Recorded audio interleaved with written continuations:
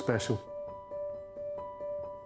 Being able to go to space is just, I think, a sign of the willingness, the work ethic, and the adventure, and the opportunity, you know, the timing coming together. So many people have poured into my life that, you know, if anything, I'm actually reflecting from so many sources. And again, I am blessed, you know, I've been blessed.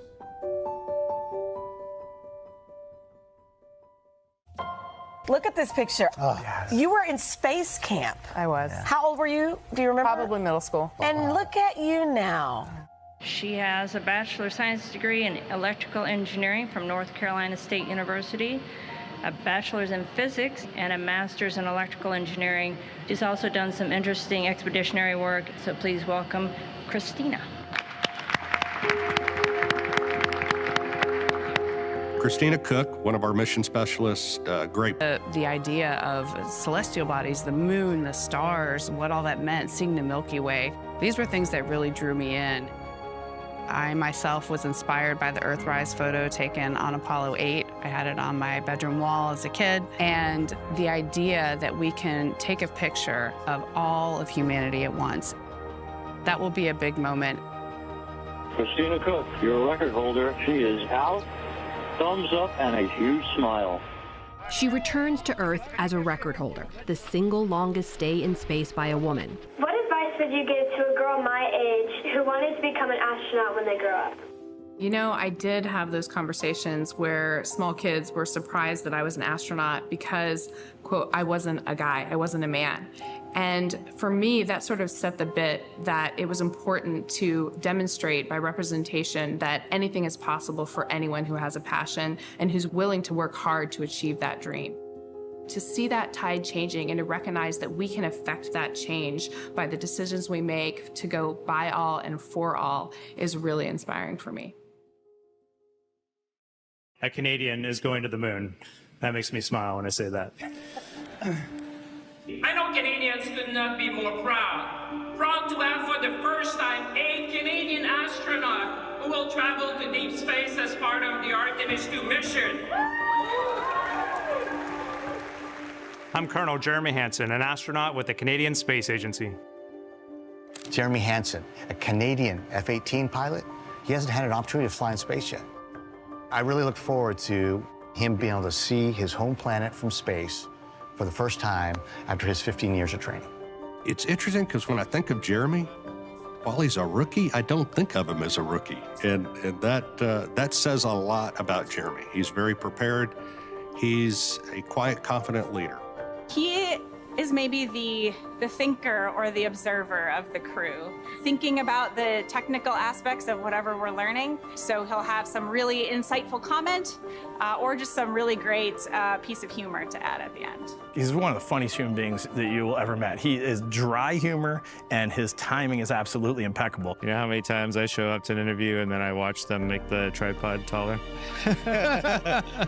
Just about everyone. But the other neat thing about Jeremy that a lot of people don't get to see is he is incredibly creative. His creativity in making this spaceship like a playground and actually knowing it for its fundamental capabilities could potentially save our lives on this mission. I've definitely spent some time contemplating my first launch to space, and you know, the first thing that comes to mind for me is what I'm going to feel like the day before. I imagine I'm going to be very pensive the day before. I'll be leaving the planet. I'll be leaving my wife and 3 children behind on the planet. I know what's going to happen the next day is risky, but I also know from my operational experiences and flying and challenges I've faced that when the day comes and it's go time, I'll be fired up and I'll be just firing on all cylinders, riding that rocket to space. I grew up on a farm outside of London, Ontario, and just had a great childhood. I really credit my experiences on the farm with giving me some of the tools I needed to succeed in life. I went on to join the Royal Canadian Air Force. I had this passion for wanting to fly fighter jets, and ultimately that prepared me to join the Canadian Space Agency and take on this challenge of being an astronaut.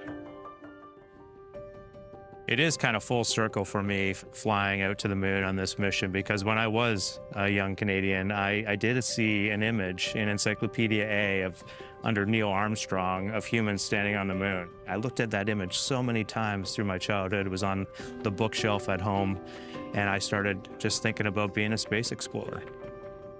I turned my treehouse into a spaceship. I created all these intricate dials made out of cardboard and popsicle sticks. I found some switches, circuit breakers in the barn that I mounted to have switches in my spacecraft. I had a control column I made out of wood and a hinge. And I was exploring space in my imagination. As a child growing up, I watched Marc Garneau fly in space, a first Canadian in space. And seeing that's what made me understand that it was possible for me to actually achieve that dream.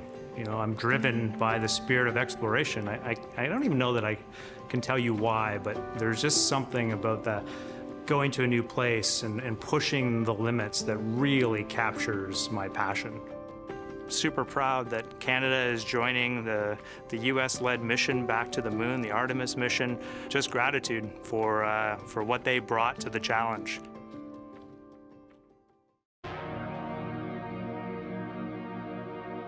The moon is like a Rosetta Stone for understanding the entire solar system and where we came from as a result. I used to stare up at the moon. I was just fascinated by that image, that consistent image, and try to imagine what it might be like up there. Just thinking kind of on a mental journey, like I'm just taking this spiritual flight through the cosmos. But there was just this interesting and significant connection with the moon. Everybody around the world has looked up at that exact same moon. The same side of the moon is always facing Earth, and we are always looking at that same picture. Some people are dreaming of it. For some it's a religious symbol, a spiritual symbol. For some it's a calendar, but we are always all looking at that same moon. It's one thing that every human has in common. That thing that looks so far away is going to be right up close for us. There's this human aspect of flying out and seeing the moon up close. That's going to be truly extraordinary. But then think about seeing the Earth from the perspective of the moon. You know, to have the moon in the foreground and the Earth rising around the side of the moon is just an extraordinary thing to imagine. This is the stuff we dreamed of when we were kids, and now it's becoming reality. It's not becoming reality, it is reality.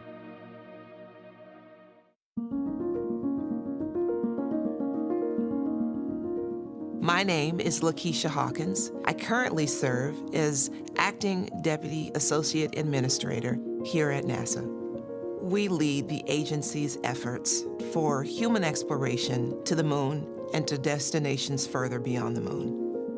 I'm one of those kids who went to elementary school, and we had enrichment programs where we did some rocketry and some landing experiments.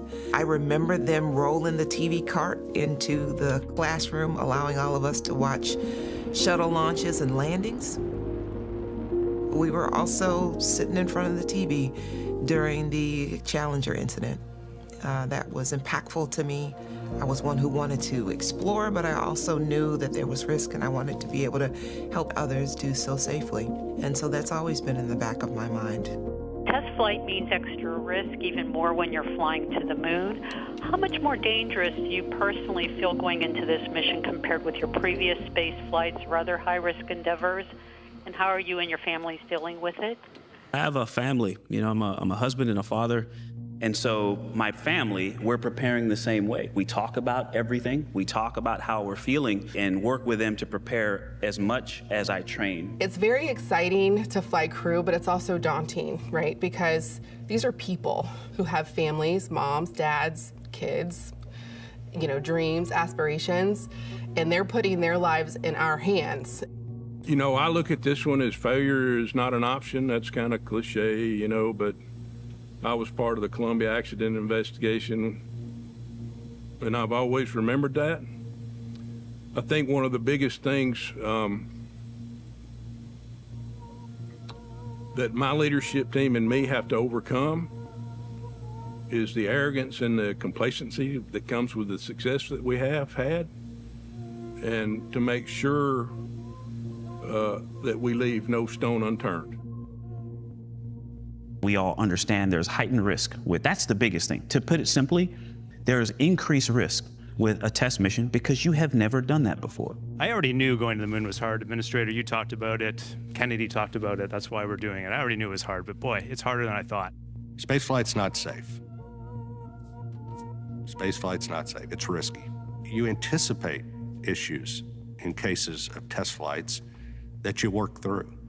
You've done everything you can, but again, it's a test flight. You're doing it for a reason. And so the challenge of that, and what sparks me about that, is this gives us a chance to really show what we've got and really show our ability to challenge ourselves.